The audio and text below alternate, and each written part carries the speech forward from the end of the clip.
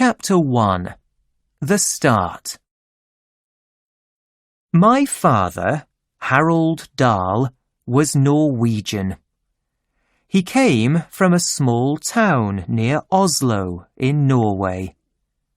His father, my grandfather, had a shop in the town. People went to the shop to buy food and things for their houses. The shop had nearly everything. At the age of 14, my father had an accident and badly hurt his arm. A doctor came, but he was not a good doctor. He hurt my father's arm more, and then the arm had to be cut from my father's body. My father had only one arm, but he learned to do lots of things with it. He made one side of a fork into a knife because he wanted to cut his own food. He took his special fork everywhere with him in a little bag. My father lived in a small town, but he wanted to see the world. He finished school and got a job on a ship. It took him to Calais in France. From there, he went to Paris. In Paris, my father met a young woman called Marie and married her. At that time, many ships travelled across the world, and they needed fuel, food, and thousands of other things. My father started a company that had all these things. The ships bought everything they needed from his company, and my father made a lot of money. He took his family to Wales, because Cardiff was an important city for ships. My father and Marie had 2 children, a girl and a boy, but then Marie sadly died. My father was sad, and he wanted a new wife. In 1911, he went on holiday to Norway. There, he met a young Norwegian woman called Sophie and married her. They had 4 more children, 2 girls, a boy, me, in 1916, and a 3rd girl. Now they had a happy family with 6 children. We all lived together in a big house in Wales, in a village 8 miles west of Cardiff. We had chickens, cows, and horses. Our big family was very happy. But then my sister, Astrid, got an illness and she died. She was only 7 years old. My father got a different illness and he died too. Maybe he did not fight his illness because he was very sad about Astrid. Today, these illnesses do not often kill people. Doctors can give people something to make them better. But in 1920, doctors could not help my family. Now my mother had 5 children, a new baby, and no husband. She was a young Norwegian in a strange country, and her family were all in Norway. But my mother stayed in the United Kingdom because my father wanted his children to go to school in England. English schools are the best schools in the world, he always said. I do not remember a lot from my earliest years, but I can remember one thing very well: my tricycle. A tricycle is a bike for small children, but it has 3 wheels. My sister and I loved to ride our tricycles as fast as we could in the middle of the road. It felt good to go very fast. We could ride in the road because there were not many cars in those days. Chapter 2. The Sweet Shop. In 1923, I was 7 years old, and I started school. Every day, my friends and I walked about a mile to school, and we went past a sweet shop. And every day, we stopped and looked at all the wonderful sweets in their jars. Sometimes we had money, and we could buy some sweets. But there was one problem. A bad woman worked in the shop. Her name was Mrs. Pratchett. Mrs. Pratchett was a small, ugly old woman. She never smiled, and she was never friendly. She always shouted at us, "I'm watching you," or "You have to buy something, or you must go away." She was also very dirty. Her clothes always had egg and bread and tea from her breakfast on them. Her hands were grey and dirty, and her fingers were black. And she put these dirty hands into the jars of sweets. Of course, this did not stop us from buying the sweets, but we did not like Mrs. Pratchett. At school, my friends and I found a small place under the floor. We kept our sweets and other special things in it. One day, we found something new there: a dead mouse. "I have a plan," I said. "Let's put it in one of Mrs. Pratchett's sweet jars. She will put her dirty hand in the jar, and she will find a dead mouse." "Yes," my friends said. "We will do it today. You must put the mouse in the jar because it's your plan." "I will ask for some yellow sweets," my friend Thwaites said. "They are at the back of the shop. Mrs. Pratchett will turn and get them. Then you can quickly put the mouse in the jar with the pink sweets in it. It's the nearest one to us." That afternoon, we walked into the shop. We were all very excited. Thwaites asked for his sweets, and Mrs. Pratchett got them for him. I quickly put the mouse in the jar with the pink sweets. Then Mrs. Pratchett looked at us with her ugly little eyes.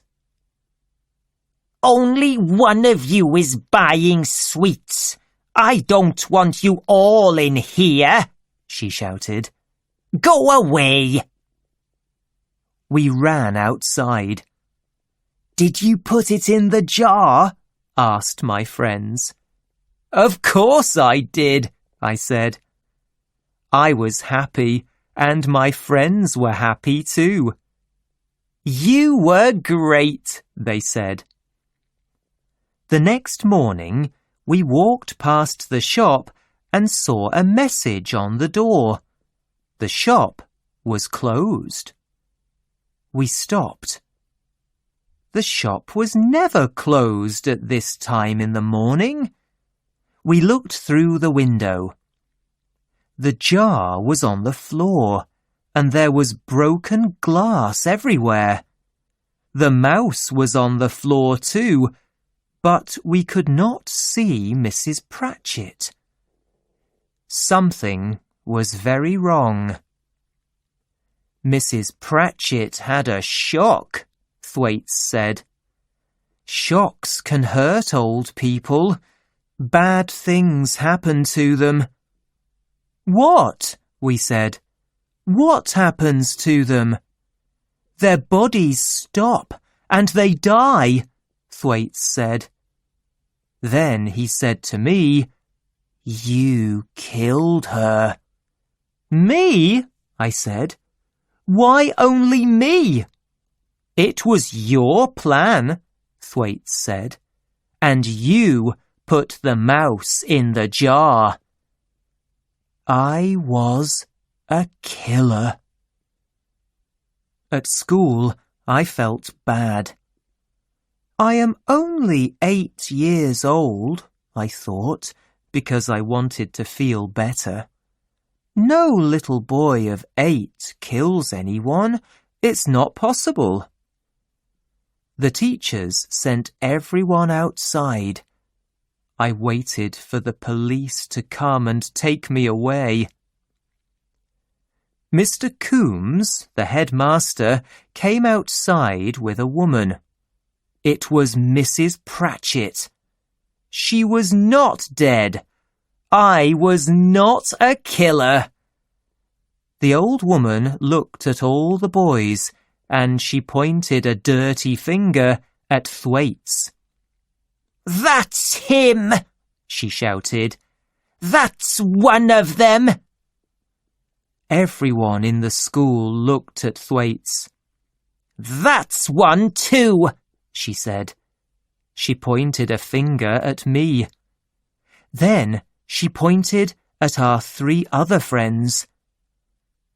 My 4 friends and I went to the headmaster's room. It smelled of tobacco. Mr. Coombs was a very tall man, and in his hands he held a long, yellow cane. I was very frightened of him and his cane. Mrs. Pratchett was in the room too, because she wanted to watch. You, said Mr. Coombs. He pointed the cane at Thwaites. Come here. Thwaites walked very slowly. He put his hands on the floor, and the headmaster hit his bottom with the cane.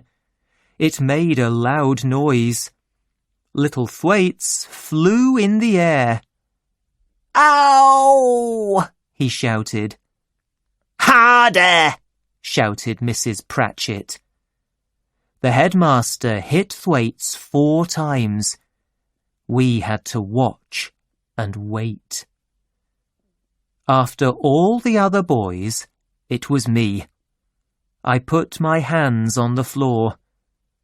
I heard the noise first and felt nothing. Then I felt the cane. My bottom was on fire. I breathed out very hard, and there was no air left in my body.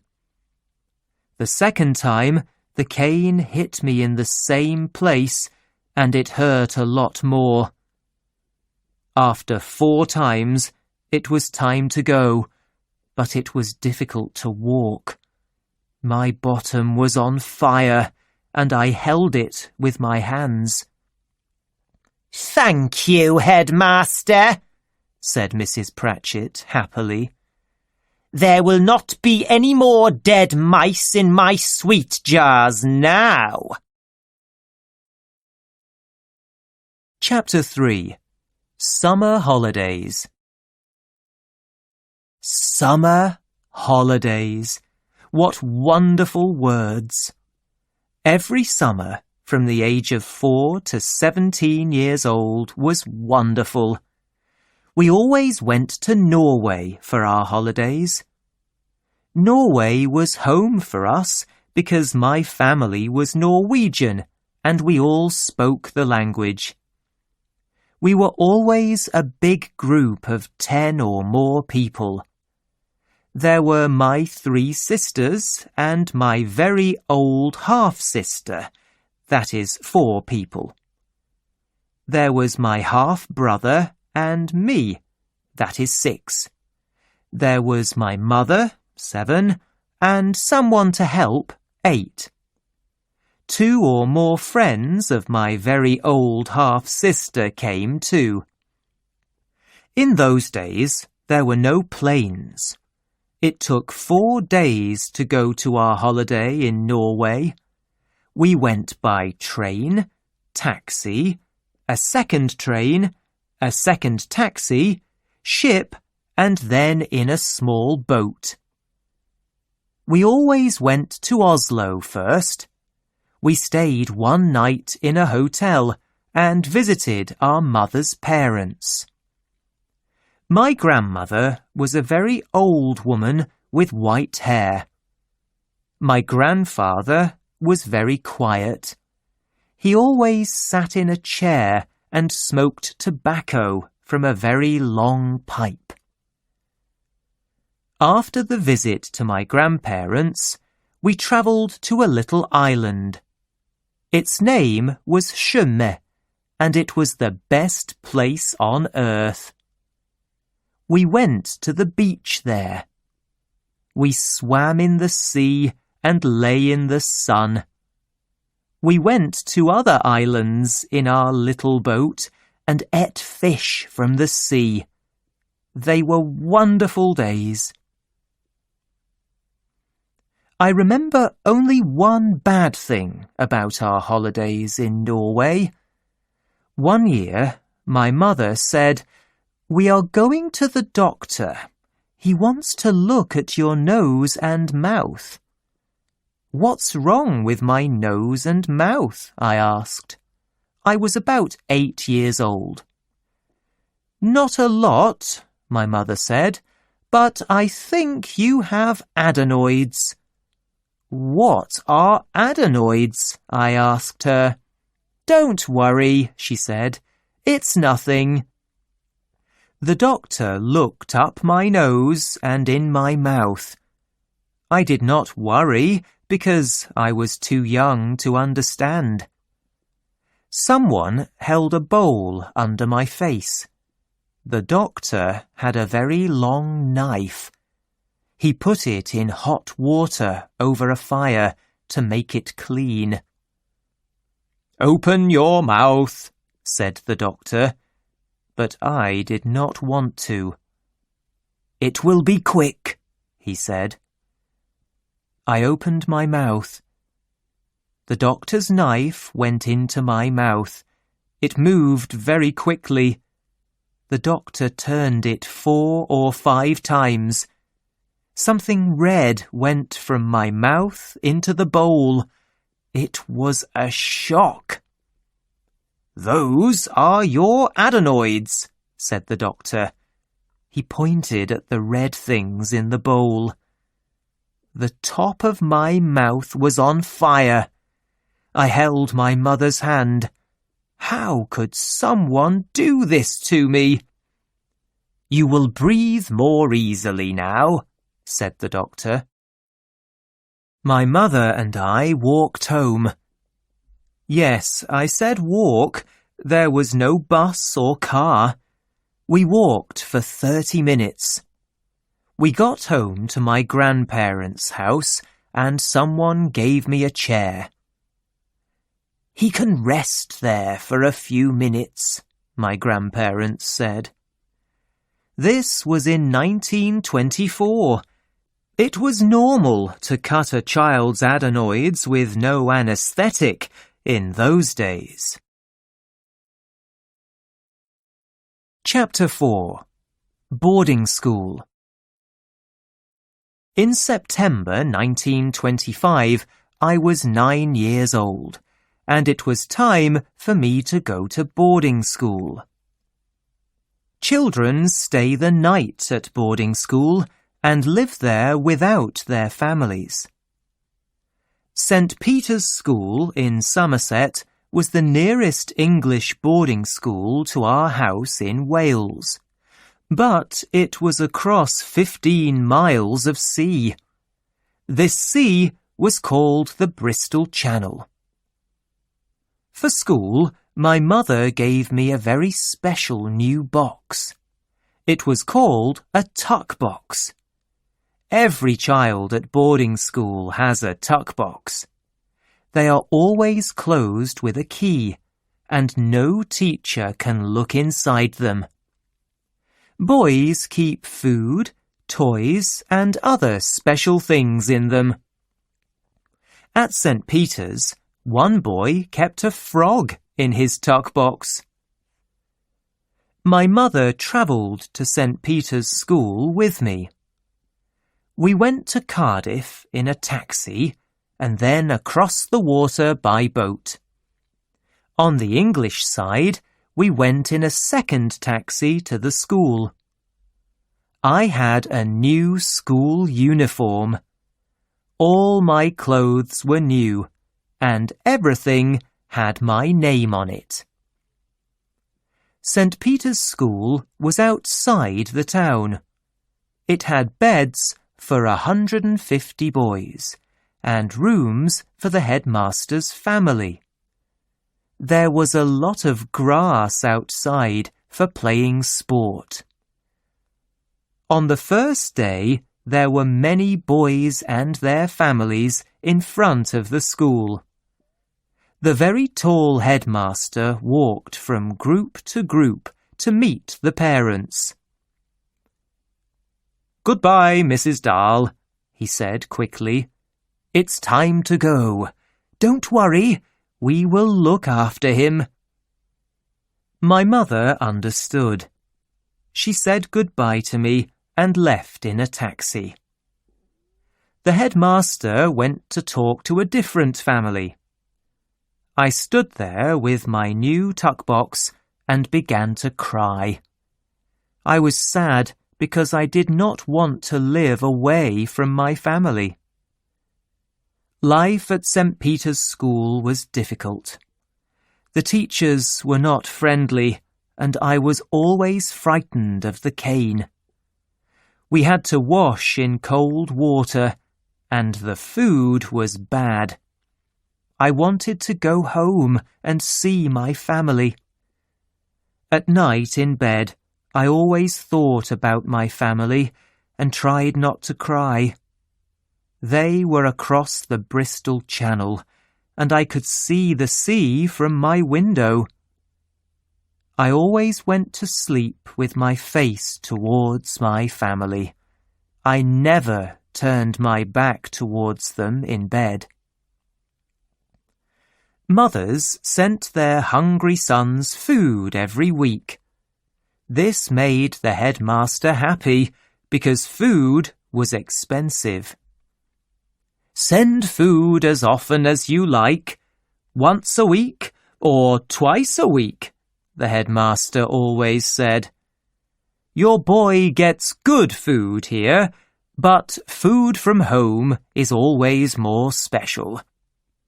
You can send them things like fruit and a big cake.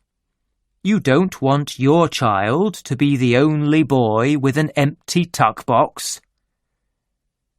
Every Sunday, every boy at St. Peter's wrote to his family. We never wrote about the bad things at school. We only told our parents good things because the headmaster read our letters. He saw our bad spelling, but we could not change it in the letters. We had to write the words correctly later. No teacher has read this letter, our parents thought, because there is bad spelling in it. Everything in this letter must be true. My child is happy at school. I wrote to my mother that first Sunday, and then I wrote to her every week for 32 years. Sometimes more than once a week. In 1957, she died, and I found more than 600 of my letters to her. She kept them all. Chapter 5. A Drive in a Car. After 3 long months at boarding school, it was time for me to go home for the Christmas holidays.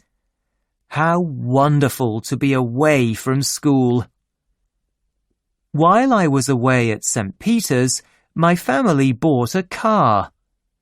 I was very happy to be home with my family, and I was also excited about the car.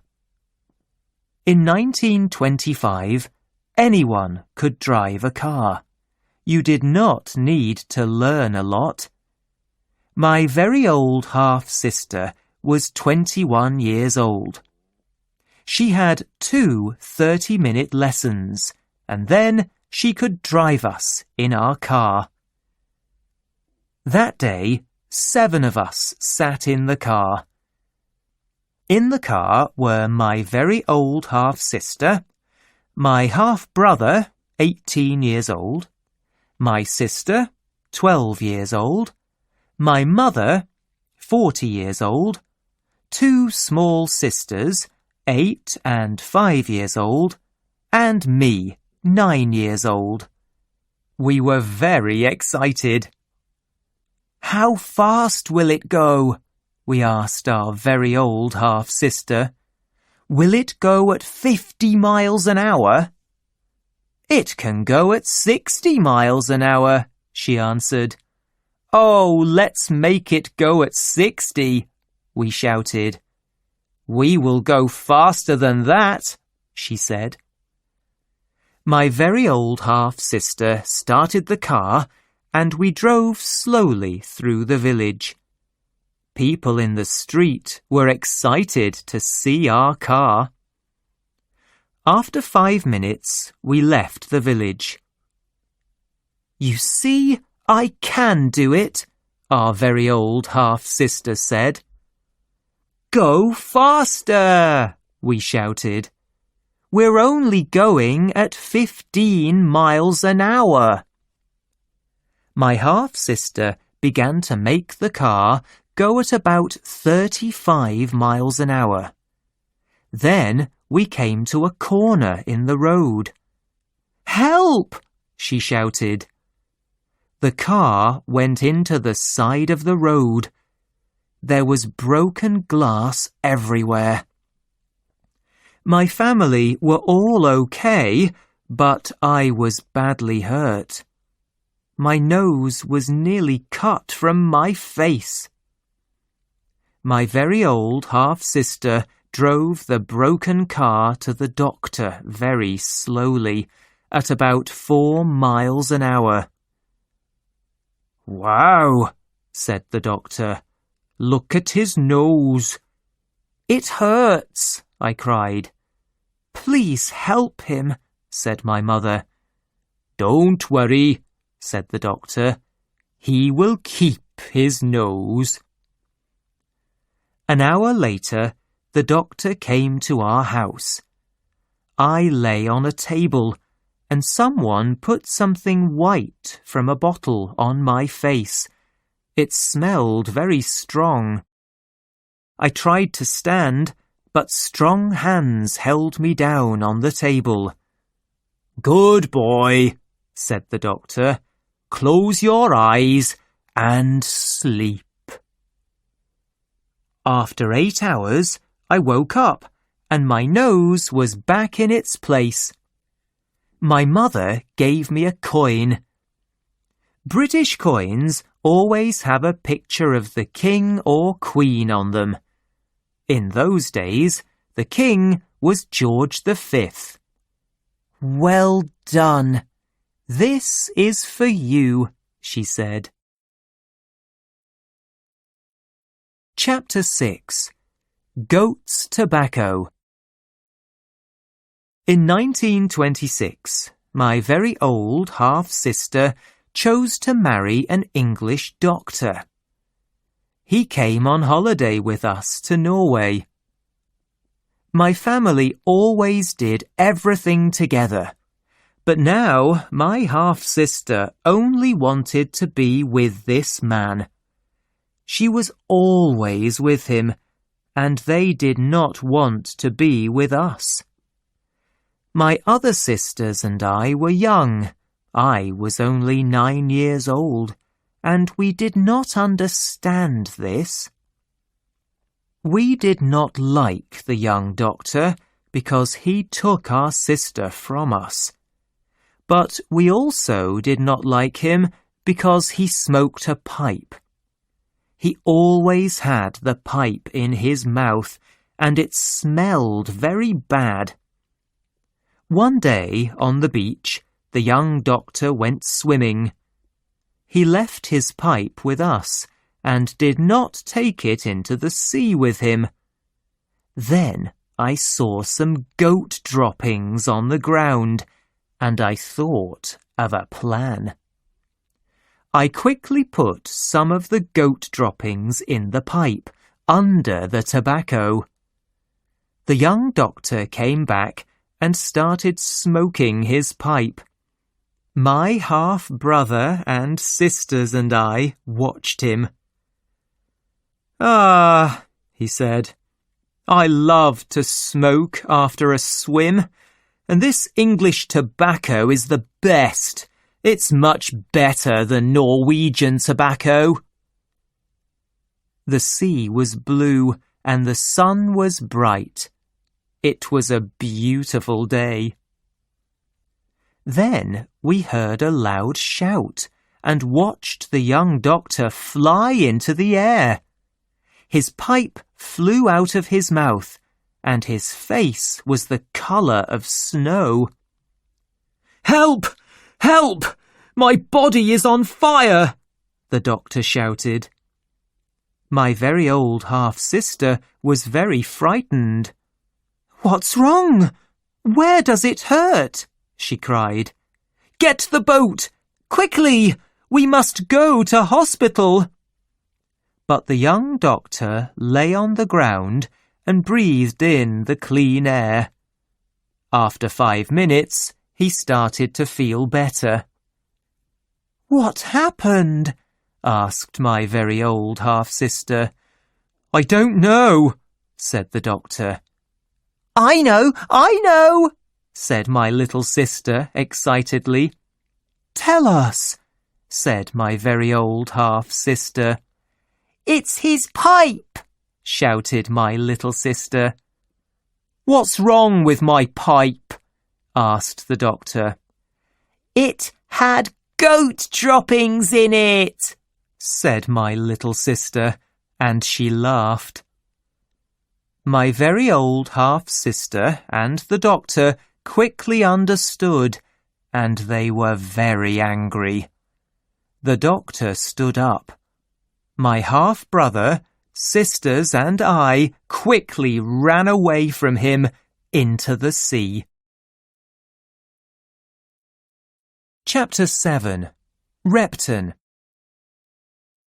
In 1929, my mother asked me, "Do you want to go to Marlborough or Repton?" They were famous and expensive English schools, but I knew nothing about them other than that. "Repton," I answered, because it was an easier word to say than Marlborough. "Very well," said my mother, "you will go to Repton." Repton was a boarding school in the middle of England. Every Repton boy wore the same, very strange uniform. I wore it, and my sisters laughed at me.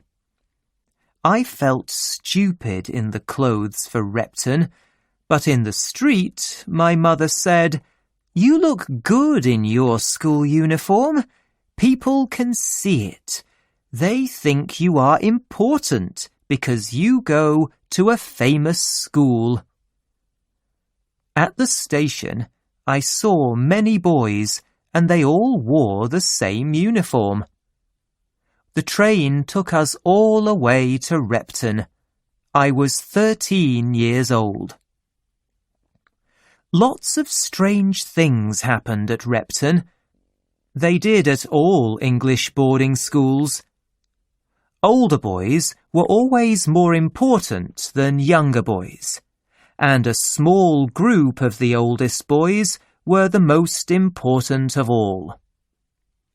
At Repton, we called these boys Bowsers. Bowsers told us what to do, and we had to do it. We cleaned the Bowsers' rooms and made their fires. We sometimes cooked their breakfast.